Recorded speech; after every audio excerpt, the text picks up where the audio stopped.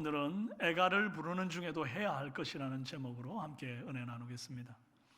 세상에는 기쁜 노래, 슬픈 노래, 빠른 노래, 느린 노래, 다양한 노래들이 뒤섞여 공존합니다. 그것은 인생이 희노애락이 뒤섞여 공존함을 의미하기도 합니다. 그런데 만약에 세상에 슬픈 노래는 없고 흥겨운 노래, 재밌고 즐거운 노래만 있다고 한다면 어떨까요? 이건 마치 세상에 겨울이 없으면 어떨까를 상상하는 것과 같은 것 같아요.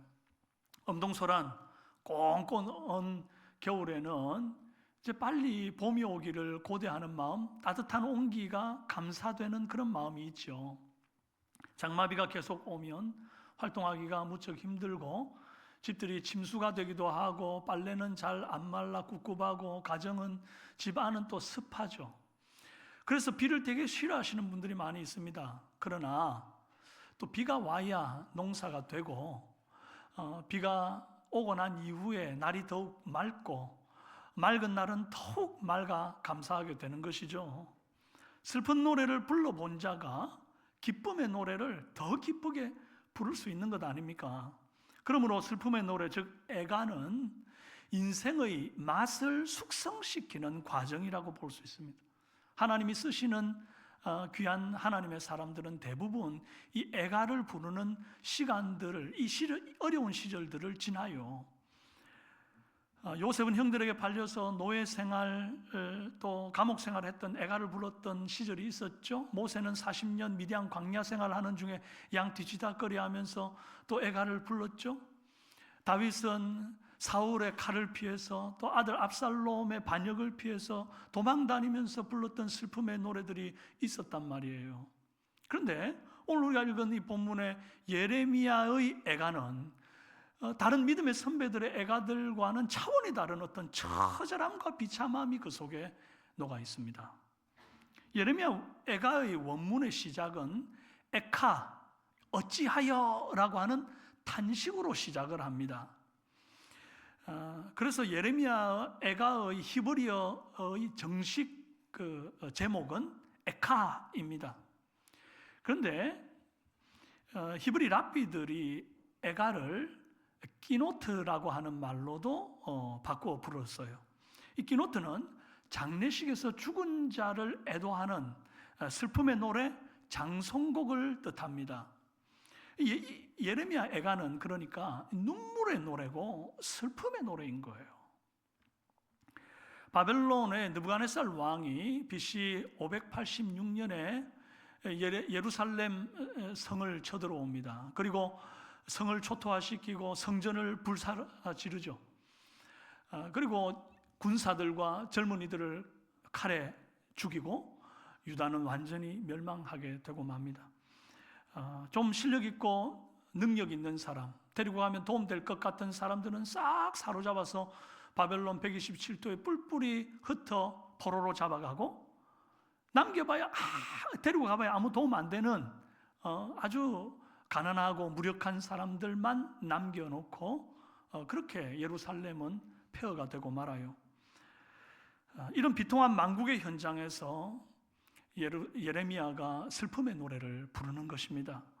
그 노랫말을 들어보면요, 예루살렘 성의 그 화려했던 전성기는 다 사라지고 이제 철저히 아문이 드리웠음을 알 수 있습니다.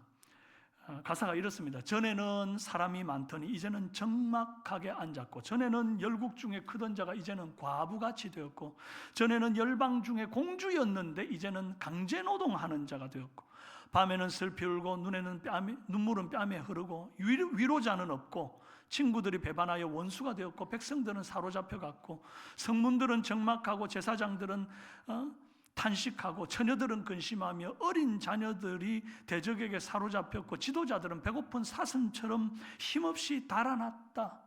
가사가 이렇게 참 비참하고 처절해요. 정말 이 슬픔에 사각지대가 없는 거예요. 전에는 좋았는데 이제는 이 모양 이 꼴이 되었다는 말을 다른 말로 하면 신세타령이라고 말할 수 있어요. 그런데 반대로 이 노래를 거꾸로 뒤집었다고 생각해 보세요. 전에는 적막하게 앉았는데 이제는 사람이 많고, 전에는 과부같이 되었는데 이제는 공주같이 대접받고, 전에는 강제노동하는 자였는데 이제는 열국 중에 크다, 이렇게 이제 반전이 되어 있는 노래라고 한다면 이건 뭐라고 얘기할 수 있을까요? 이건 간증의 노래 아닙니까? 간증의 노래. 저와 여러분이 신세 타령하는 성도가 아니라 간증하는 성도가 되기를 바랍니다. 그렇게 되려면 애가를 부르는 중에도 해야 할 일이 꼭 있어요. 신세 타령이 아니라 간증하는 성도가 되려면 그냥 슬프다고 주저앉아서 그냥 울고만 있어서 될 문제가 아니고, 그 슬픔의 노래를 부르는 중에도 해야 할 일이 있단 말이에요. 그게 뭔가 하니 제일 먼저 나 자신의 죄를 회개하는 일입니다. 읽어봅시다. 유다 백성들과 선지자가 이런 신세 타령의 노래를 부르게 된 이유가 뭔가? 1차적으로 보면 하나님의 심판 때문이죠. 12절에 여호와께서 그의 진노의 날에 나를 괴롭게 하신 것이로다. 누가 나를 괴롭게 했다고요? 여호와께서. 14절, 내 힘을 피곤하게 하였으며 내가 감당할 수 없는 자의 손에 주께서 나를 넘기셨도다. 누가 날 피곤하게 해요? 누가 날 적들의 손에 넘겼어요? 주께서. 15절, 내 청년들을 부수시며 처녀딸 유다를 내 주께서 술틀에 밟고, 누가 나를 술틀에 밟듯이 그렇게 밟았어요? 주께서. 유다인들을 괴롭히고 피곤하게 하고 부수고 밟으신 분이 대적이 아니고 사탄이 아니고 주께서 밟으셨다는 거예요. 이제 이렇게만 보면 하나님이 참 원망스럽죠. 그래서 어떤 사람들은 하나님 있으면 나와보라 그래, 내가 한번 따질라니까, 그러면서 막 하나님한테 원망을 쏟아붓는 분들이 있습니다. 그런데 유다 백성들이 이렇게 된 이유를 근본적으로 따져보면 결국 내 발등 내가 찍은 겁니다.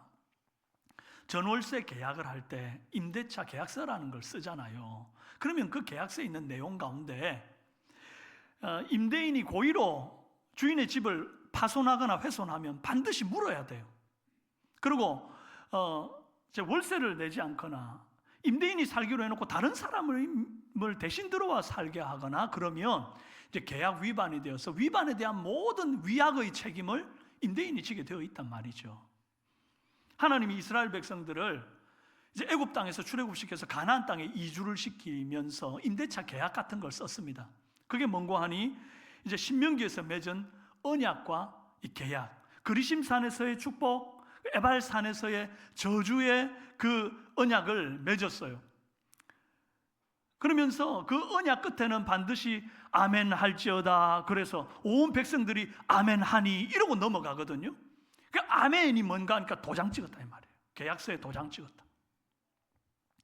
신명기 11장 26절에서 28절, 내가 오늘 복과 저주를 너희 앞에 두나니 너희가 만일 내가 오늘 너희에게 명하는 너희의 하나님 여호와의 명령을 들으면 복이 될 것이요, 너희가 만일 내가 오늘 너희에게 명령하는 도에서 돌이켜 떠나 너희 하나님 여호와의 명령을 듣지 아니하고 본래 알지 못하던 다른 신들을 따르면 저주를 받으리라. 보약과 독약을 내 앞에 두고 무엇을 마실지는 내 선택이라는 겁니다. 내가 보약을 선택하면 건강하고 행복하게 오래 잘 살 것이고, 내가 독약을 선택하면 스스로 그 선택한 죽음의 길을 걷게 되는 것입니다. 그런데 만약에 이 보약이나 독약이나 갖다 놓으면 그게 그거 같이 보이잖아요. 구분이 안 되잖아요. 그러니까 하나님이 보약인지 독약인지 구분도 안 되는 걸 갖다 놓고 알아서 먹어라, 결과는 너한테 달렸다, 이러면 하나님은 의로우신 분이 아닙니다. 그런데 하나님이 얼마나 친절하신지 편말을 아예 딱 세워가지고, 보약은 그리심산에서 외치는 메시지를 따라가는 길이고 독약은 에발산에서 외치는 저주의 메시지를 따라가는 길이야, 아주 친절하게 알려주셨단 말이에요. 그리고 그것을 다 듣고 함께 외치고는 아멘하여 계약서 도장을 찍었단 말입니다. 그리고 보약과 같은 축복의 메시지를 따르게 되면 어떤 효능이, 어떤 복된 효능이 있는지도 설명을 해주셨어요. 내가 네 하나님 여호와의 말씀을 청종하면 복을 줄게. 그러면서 신명기 28장 5절 6절, 네 광주리와 떡반죽 그릇이 복을 받을 것이며 네가 들어와도 복을 받고 나가도 복을 받을 것이니라. 그런데 반대로 네가 여호와의 명령을 버리고 규례를 버리면 저주가 임할 거야. 그러면서 신명기 28장 17절에 네 광주리와 떡반죽 그릇이 저주를 받을 것이요 19절 네가 들어와도 저주를 받고 나가도 저주를 받으리라. 딱 데칼코마니 찍어놓은 것처럼 복과 저주가 똑같이 이렇게 있는 거예요. 우리 앞에 놓여 있는 거예요. 그 사이에 있는 것이 뭡니까? 바로 나의 선택입니다. 그런데 오늘 본문에 예레미야 선지자의 탄식을 보니까 유다 백성들이 어떤 선택을 했는지가 선명하게 보여요. 19절에 제사장들과 장로들은 그들의 목숨을 회복시킬 그들의 양식을 구하다가 성 가운데서 기절하였도다. 양식을 막 그릇을 들고 양식을 구하는데 못 구해가지고 배고파서 기절했대요. 자, 그러면 떡반죽 그릇과 광주리가 복을 받은 거예요? 저주를 받은 거예요? 저주받은 거 아닙니까? 20절에도 보니까 밖에서는 칼이 내 아들을 빼앗아가고 집 안에서는 죽음 같은 것이 있나이다. 밖에도 죽음이고 안에도 죽음이네요. 들어가도 저주고 나가도 저주네요. 신명기 28장 13절에도 보면 또 여호와께서 너를 머리가 되고 꼬리가 되지 않게 하시며 위에만 있고 아래에 있지 않게 하시리니 그렇게 말씀하셨습니다. 놀라운 축복의 말씀 아닙니까? 근데 그 반대로 여호와의 명령과 규례를 지키지 않으면 신명기 28장 44절 그는 머리가 되고, 그는 원수를 말하는 거예요. 그는 머리가 되고 너는 꼬리가 될 것이라 그렇게 말씀합니다. 말씀에 불순종하면 전 뒤집듯이 딱 180도 뒤집어 버리는 거예요. 축복이 변하여 그대로 저주가 되는 겁니다. 이걸 몰랐던 게 아닙니다. 이미 함께 외쳤고 도장 찍은 바 되었어요. 이 말씀은 분명히 기록되어서 그냥 계약서처럼 말씀으로 기록되어서 계속해서 다음 세대로 전해져 오고 있었던 겁니다. 그런데 예레미야 애가 1장 5절에 보면 그의 대적들이 머리가 되고 그의 원수들이 형통함은 그의 죄가 많음으로 여호와께서 그를 곤고하게 하셨습니다. 대적들이 머리가 되고 나는 꼬리가 돼가지고 곤고해진 거. 왜 이렇게 된 겁니까? 왜 복이 다 뒤집어 엎어져 가지고 저주가 된 겁니까? 유다 백성들이 그리심산의 축복의 메시지의 길을 가지 않고 에발산의 저주의 메시지를 선택하고 나는 이게 좋다? 하나님이 말씀하신 대로 하겠나? 그러고는 자기 좋은 대로 막 그렇게 간 거예요. 저주받는 길로 가면서 복을 바라는 것은 마치 진흙벌길을 걸어가면서 진흙이 발에 묻지 않기를 바라는 것과 같은 아주 말도 안 되는 생각입니다. 지금 예레미야 눈앞에 펼쳐진 이 저주받은 것 같은 모습은 신명기의 언약을 유다 백성들이 먼저 깨트림으로 계약을 파기함으로 따른 당연한 결과인 거예요. 결국 누구 탓입니까? 다 내 탓이죠. 예레미야는 이 사실을 분명히 알았습니다. 그래서 다 내 탓입니다. 내 죄 때문입니다 라고 고백해요. 오늘 본문 18절에 여호와는 의로우시도다 그러나 내가 그의 명령을 거역하였도다. 20절 여호와여 보시옵소서 내가 환난을 당하여 나의 애를 태우고 나의 마음이 상하오니 나의 반역이 크미니이다. 심히 크미니이다. 내가 명령을 거역하였고 나의 반역이 심히 커서 이렇게 되었습니다. 고백한 거예요. 여러분 오늘 내 삶을 돌아볼 때에 내 대적이 내 머리 위에서 나를 호령하고 앉았고 이상하게 손으로 하는 일마다 뭐가 잘 안 되고 들어가도 넘어지고 나가도 넘어지는 일들이 여러분 앞에 펼쳐진다면 우연하구나 이렇게 생각할 게 아니고 혹 내가 하나님의 말씀에 불순종하고 있는 것은 아닌가 먼저 돌아보는 것이 지혜라는 것이에요. 여러분 오늘 이 나라가 동성애 합법화와 포괄적 차별금지법 같은 악법이 제정될 위기 가운데 있는 것이 누구 탓입니까? 동성애자들 탓입니까? 성소수자들 탓입니까? 아니면 그들의 표심을 바라면서 옹호하고 그들에게 인기를 구하고 있는 그런 정치인들 탓입니까? 남 탓할 거 없습니다. 다 내 탓이고 내 죄 때문입니다. 나라와 민족을 위해서 간절히 기도하지 못한 내 죄가 문제고 다음 세대를 위해 예수 그리스도의 말씀, 하나님의 그 복음적 가치, 기독교 세계관 이런 것들을 제대로 가르치지 못한 내 죄 때문인 줄 알고 하나님 앞에 통해 자복해야 합니다. 항상 그런 것은 아니지만 많은 경우 내게 닥치는 환난은 어쩌면 나의 잘못에 대한 하나님의 깨닫게 하시기 위한 교훈, 사람 막대기 위한 인생 채찍이 날아온 것일 수 있다는 생각을 해야 한다는 것입니다. 나의 범죄 때문입니다. 우리 가족, 우리 민족의 범죄 때문입니다 하고 하나님 앞에 납작 엎드리고 울며 기도할 때에 이 애가가 변하여 기쁨의 노래로, 간증의 노래로 바뀔 것입니다. 반면에 상황이 악해지고 모든 것이 다 지금 막 무너져 내리는 중인데도 절대 하나님 앞에 머리 숙이지 않고 막 꼿꼿하게 고개 들고 막 어깨에 힘들어가 있는 사람들이 있습니다. 고난의 원인을 찾을 때 자기 자신은 철저히 배제하고 남들에게서, 다른 데서 원인을 찾는 사람들이 있습니다. 너 때문에 이렇게 됐어. 너만 아니었으면 이렇게까지는 안 됐어. 심지어 하나님이 날 안 도와줘서 이렇잖아요. 하나님한테 원인을 돌리는 이들도 있습니다. 그러면 그럴수록 애가를 부르는 시간만 늘어날 뿐이에요. 변명도 남 탓도 하지 말고 빨리 자기 자신을 가장 먼저 돌아보고 주 앞에 내 죄를 자복하고 회개하는 자, 간증의 노래를 빨리 부르게 될 줄로 믿습니다.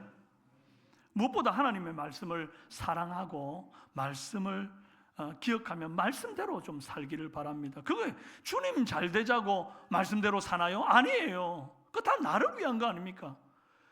내 떡반죽 그릇과 내 광주리가 복을 받기 위함이에요. 내가 들어가도 복을 받고 나가도 복 받기 위함이에요.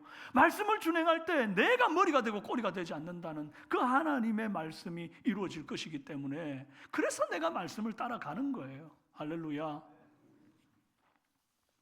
자, 애가를 부르는 중에도 해야 할 것은 다음으로 지금의 고통을 다음 세대를 위한 교훈으로 삼는 일을 해야 합니다. 읽어봅시다.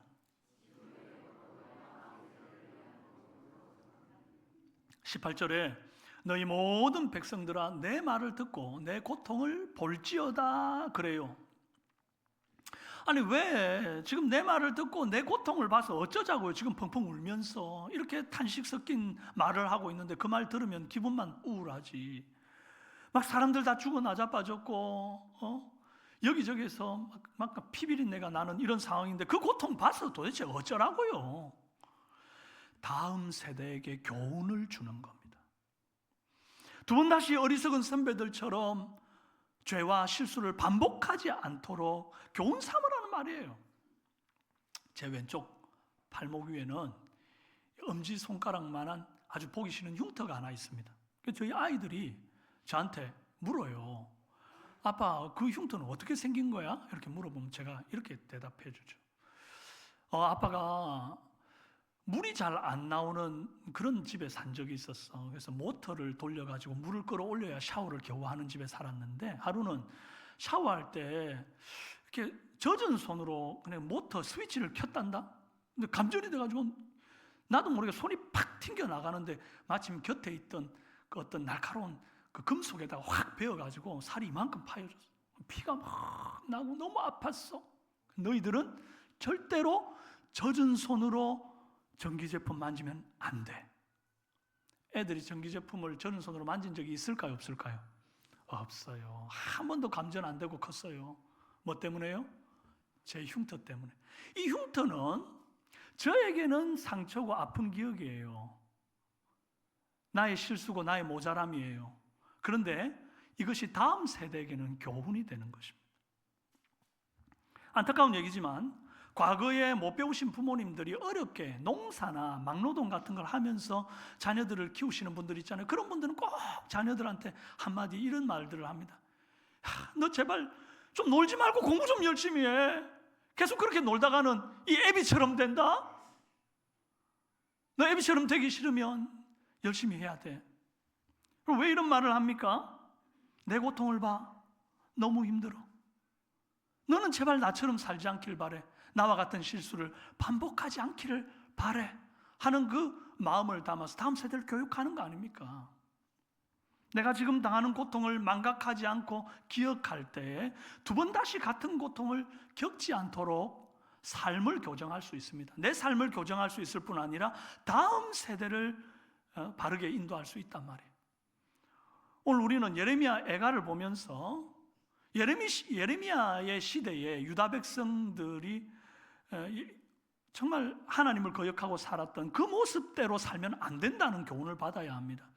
그들이 하나님을 버리고 다른 우상을 섬기고 하나님보다 애굽을 더 의지해가지고 그것에 의지하고 하나님께서 바벨론으로 내려가서 좀 있어라 그러는데도 끝까지 자기 고집 피웠던 그 죄들, 말씀을 떠나 내 마음대로 살았던 그런 삶들, 그거 이제 더 이상 반복해서는 안 된다는 것을 이 예레미야 애가를 통해서 우리가 배워야 된단 말이에요. 이것이 예레미야 선지자가 애가를 기록해서 다음 세대로 넘겨준 이유인 것입니다. 아니 왜 이렇게 성경에 비참하고 범죄해가지고 하나님 앞에 두드려 맞는 얘기들을 이렇게 적어놓냐고요. 좋은 얘기만 적어놓지. 이것을 보고 반면교사로 삼고 그리 살지 않도록 교훈하기 위함 아닙니까?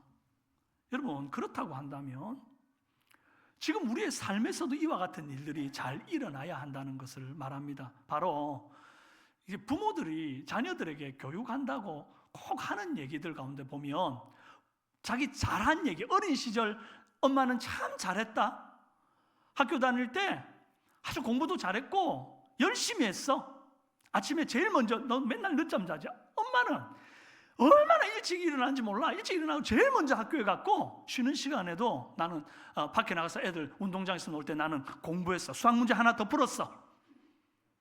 그래가지고 봐, 엄마 어떻게 잘 됐니?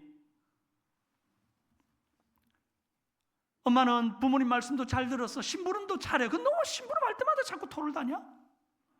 그러면서 막 잘했던 것만 얘기를 해요. 과대포장이죠. 확인할 길 없다고 너무 막 부풀려서 얘기하는데 마치 과자 샀는데 막 봉지가 빵빵해가지고 엄청 양이 많을 줄 아는데 딱 뜯어보면 그냥 헝하잖아요. 그때 마음이 얼마나 좀 그래요. 안 좋단 말이에요. 여러분, 자녀들에게 높은 기준을 들이대고 엄마는 이랬어 막 이런 식으로 얘기를 하면, 제가 엄마만 얘기해서 좀 이게 좀 그러네요. 아빠는 그랬어 뭐 이러면서 얘기를 하면 그게 과연 도움이 될까요? 그렇지가 않아요. 엄마 아빠는 나랑 다르구나. 애들은 순수하니까 그대로 믿어요. 또 나중에는 안 믿지만 좀 더 크면 안 믿는데 좀 어릴 때는 다 믿어요. 그래가지고 엄마 아빠는 나랑 다르구나. 우리 엄마 아빠가 볼 때 나는 참 부족해 보이겠구나. 나는 너무 모자란 사람이야. 엄마 아빠는 나를 실망스럽게 생각하겠구나. 그런 생각을 가져요. 그래서 어릴 때부터 주눅이 들고 열등감에 사로잡힌 아이로 큰단 말이에요. 그러다가 나중에 좀 커가지고 엄마 아빠가 그런 사람이 아니었음을 알게 되면 속았다 이런 마음을 또 갖게 된다고요. 그보다 열심히 했는데 실패했던 경험을 좀 들려줍시다. 그럼에도 불구하고 다시 일어나 도전했던 얘기, 외롭고 힘들고 아팠던 경험들, 그런 얘기 좀 해주자고요. 하나님 말씀에 불순종해서 매맞은 경험이 있습니까? 그거 숨기지 말고 좀 얘기해 주자고요. 그럴 때 여호와의 말씀에 불순종하면 혼나는구나. 하나님 안 보여서 없는 줄 알았는데 우리 엄마 아빠 이렇게 혼난 적이 있다는 얘기를 들으니 정말 나도 그러면 혼나겠구나. 그걸 이제 짐작하면서 알아야 된다고요. 하나님에 대한 두려움과 경외감을 가지게 되는 것입니다. 그럴 때 우리 다음 세대가 소망을 갖는 겁니다. 우리 엄마 아빠도 실수하시는구나. 넘어진다고 해서 인생 끝나는 거 아니구나. 우리 엄마 아빠처럼 이렇게 다시 일어나서 이만큼 또 살아내고 우리 같은 자녀를 놓고 이렇게 행복한 믿음의 가정 세워가는구나. 나도 그럴 수 있겠구나. 외롭고 힘들고 아프구나. 다들 나만 그런 게 아니구나. 하나님 두려워해야겠구나. 여러분, 혹 지나온 세월 가운데 내가 왜 그때 그런 선택을 했을까 후회하는 일들이 있습니까? 혹 내가 하나님 앞에 범죄하여 책망받고 매를 맞아서 고난 가운데 깊이 들어갔다가 나온 적이 있습니까? 그런 경험들 절대 잊지 마십시오. 그래야 두 번 다시 같은 죄를 짓지 않습니다. 그런 경험들을 숨기지 마십시오. 다음 세대에 알려줘야 합니다. 그래야 우리 다음 세대가 바른 본을 보고 자랄 수 있습니다. 예레미야 선지자처럼 다음 세대를 진리의 말씀 가운데 세우기 위해서 이 예레미야 애가를 가감없이 정말 비통하고 눈물 어린 이 내용들을 기록해서 다음 세대로 넘겨준 같이 우리가 경험한, 때로는 양지 바르고 때로는 음지에도 들어갔다 나온 그 많은 주께서 주셨던 다양한 경험들을 자녀들에게 고스란히 전해줄 수 있는 지혜자들이 되기를 바랍니다. 자, 애가를 부르는 중에도 해야 할 마지막 일은 고통 중에도 부르짖어 기도하는 일입니다. 읽어봅시다. 19절에 나의 제사장들과 장로들은 그들의 목숨을 회복시킬 그들의 양식을 구하다가 성 가운데서 기절하였도다. 그래요. 제사장들과 장로들이면 종교 지도자들과 리더십들 아닙니까?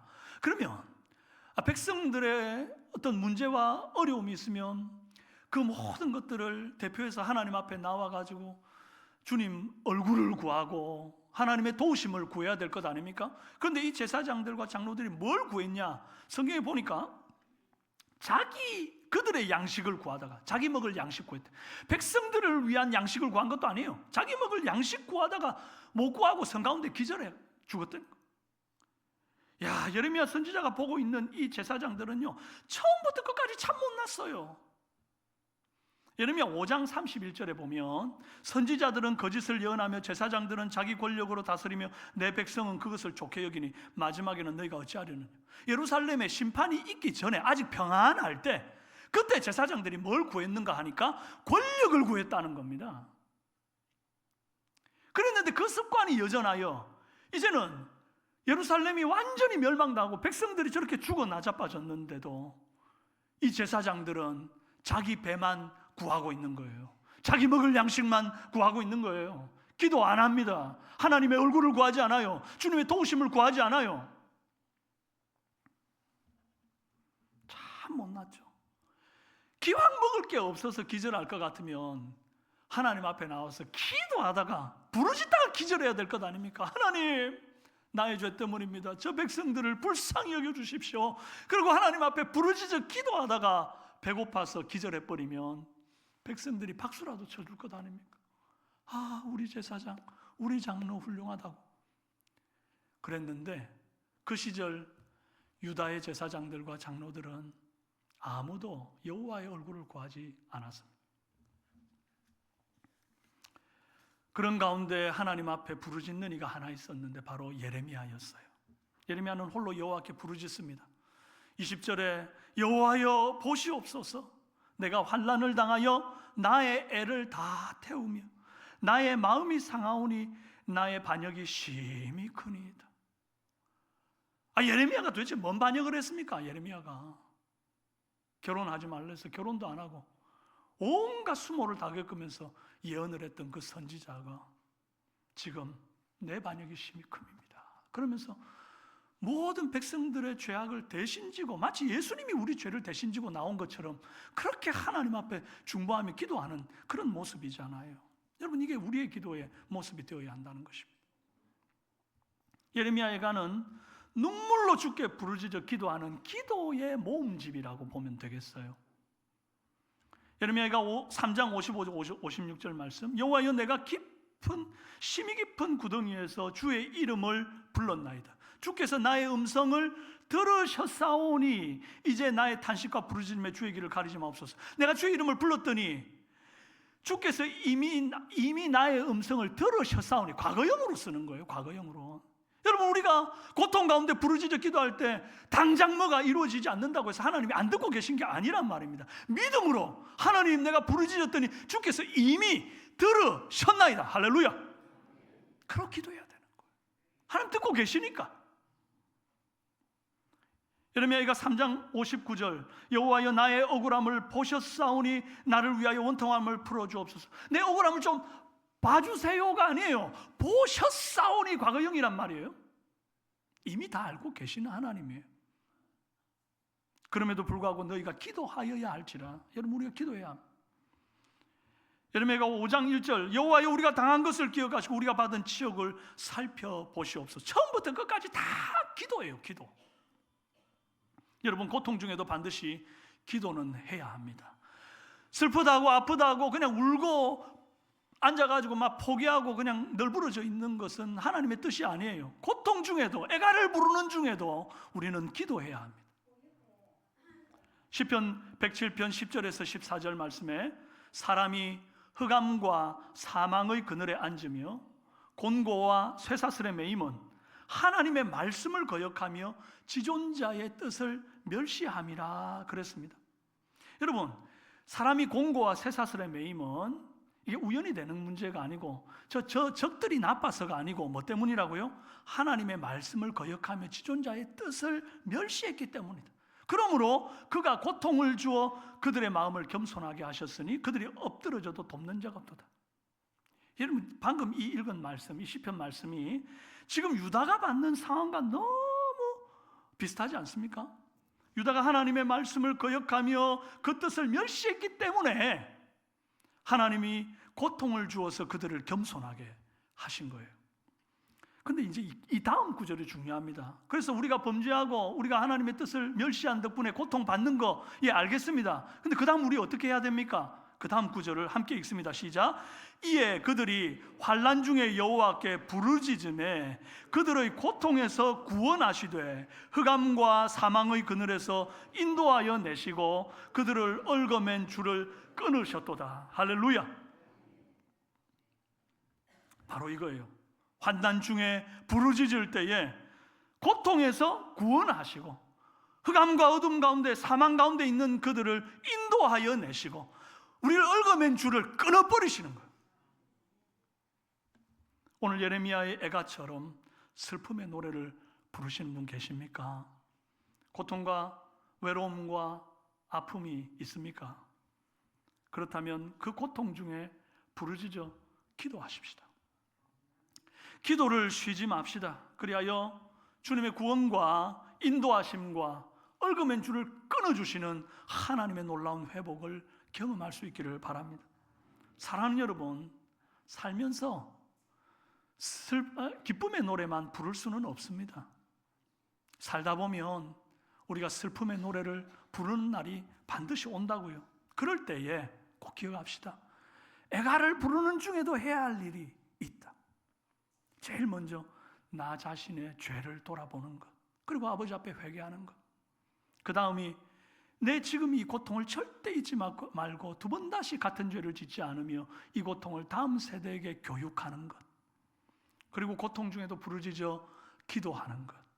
그럴 때에 이 일을 함으로써 하나님의 긍휼을 입고 다시 회복을 얻는 간증의 주인공이 되는 삼성의 성도들이 되시기를 주님의 이름으로 축원합니다.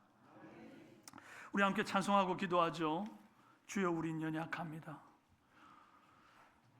참으로 우리가 얼마나 연약하고 참 부족한지 하나님의 말씀대로 살아드리지 못할 때가 많이 있습니다. 그래서 주님의 도우심을 구하는 마음으로 함께 찬송합시다. 주여, 우린 연약합니다. 주여, 우린 연약합니다. 우린 오늘을 힘겨워합니다. 우린 오늘을 힘겨워합니다. 주 뜻 이루며 살기에 부족합니다. 우린 연약합니다. 주여, 우린 넘어집니다. 주여, 우린 넘어집니다. 오늘 하루 또 실수합니다. 오늘 하루 또 실수합니다. 주 뜻 이루며 주 뜻이 긍휼을 구한 죄인입니다. 죄인입니다. 우리 주만 바라봄 한없는 주님의 은혜, 한없는 주님의 은혜, 온 세상 위에 넘칩니다. 가릴 수 없는 주 영광, 온 땅 위에 충만합니다.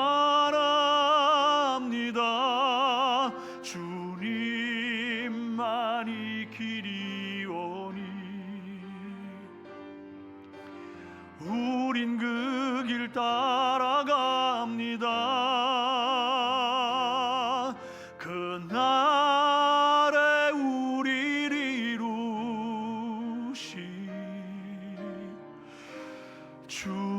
완전합니다.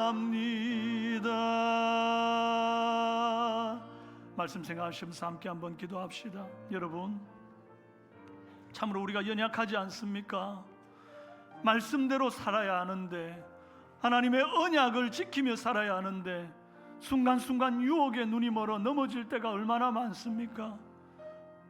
그리하여 하나님께 매를 맞아 애가를 부를 때에도 하나님 나의 죄를 먼저 돌아보게 하옵소서. 남 탓하지 말며 나의 죄를 돌아보게 하시고 이 나라와 민족을 위하여 부르짖어 기도하게 하시고, 또 하나님이여 참으로 나의 이 아픔과 고통을 두 번 다시 반복하지 아니하고 기억하고 다음 세대에 전해줄 수 있는 사람이 되게 하시고, 무엇보다 고통 중에 슬픔 중에 있을 때에 주저앉아 울기만 하고 포기하고 앉아 있는 것이 아니라 기도하는 사람이 되기를 원합니다. 도와달라고 간절한 마음으로 함께 한번 기도합시다.